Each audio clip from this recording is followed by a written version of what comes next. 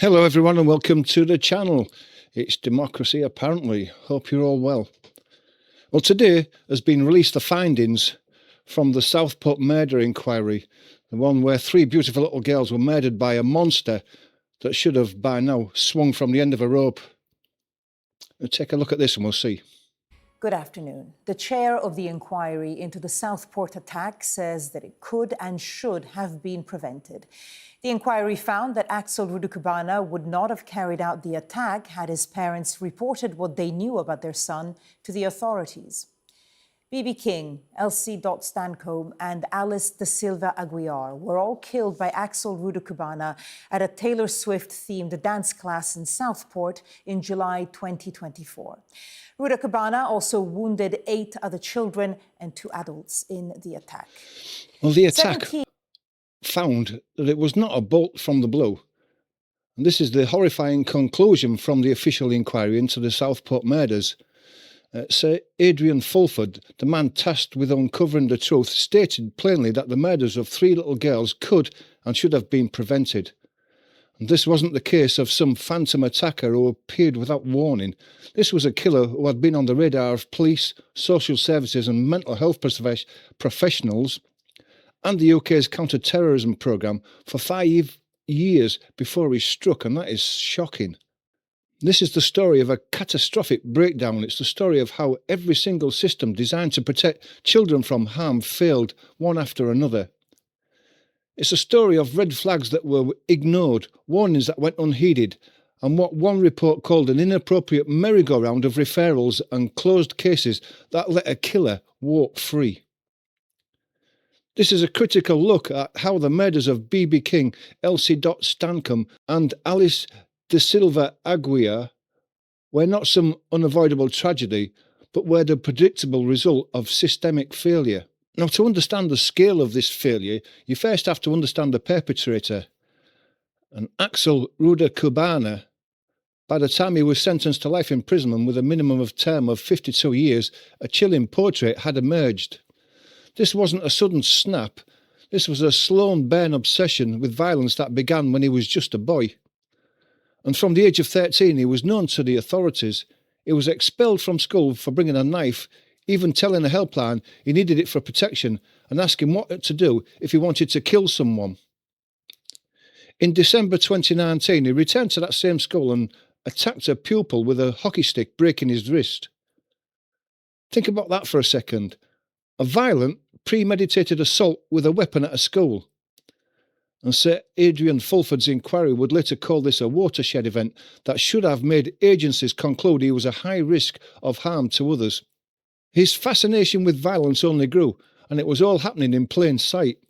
He was researching school shootings, the Manchester Arena bombing and the London bombings. Online, his world was filled with the most grotesque material imaginable: beheadings, torture and war crimes. He even downloaded Al-Qaeda training manuals. He was preparing for his own atrocity, experimenting with the production of the deadly poison ricin. Then, in March 22, 2 years before the attack, came one of the most staggering missed opportunities.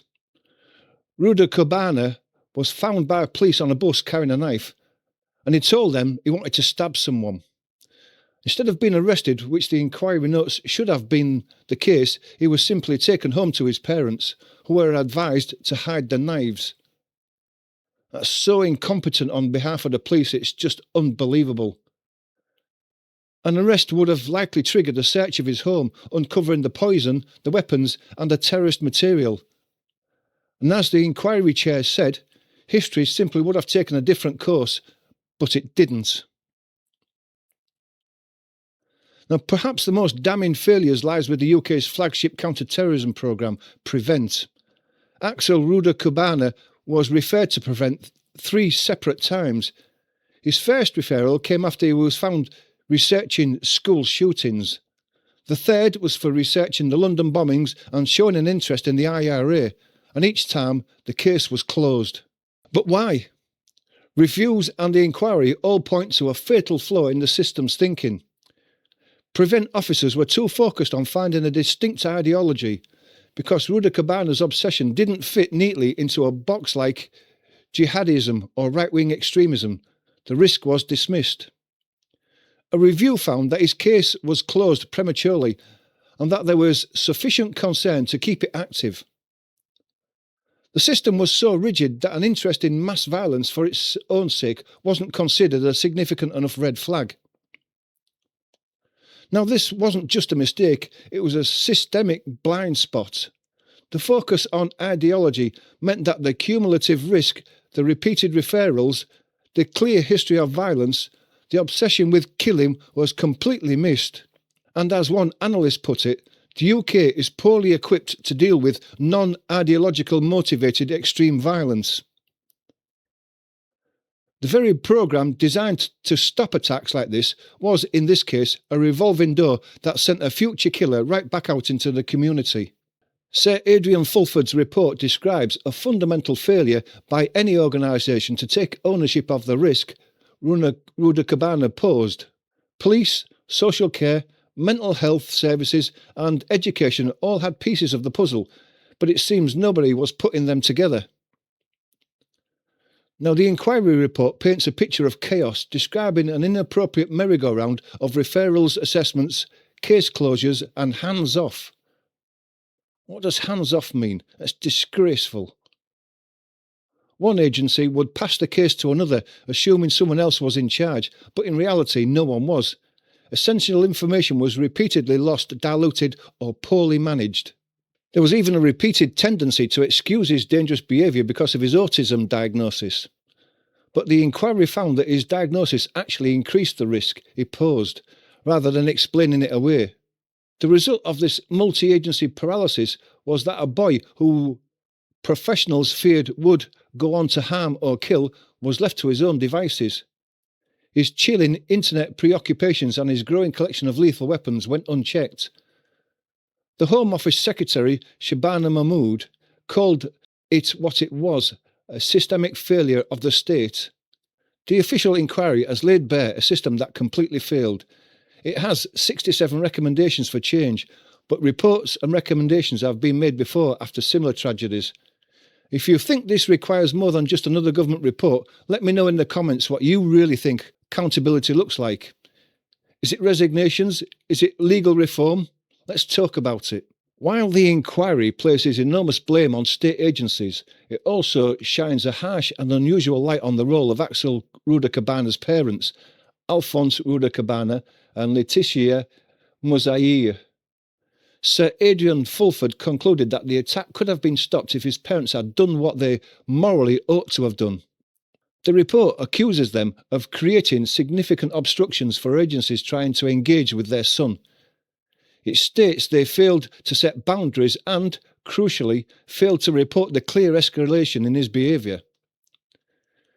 The inquiry found that the parents knew their son was building an arsenal of weapons in the weeks before the attack but didn't tell the police, fearing that he would be arrested or taken into care, which he should have been. It would have prevented that awful attack on those poor little girls and they would still be alive today, and his parents are as big a disgrace as the rest of the people involved in this cover-up.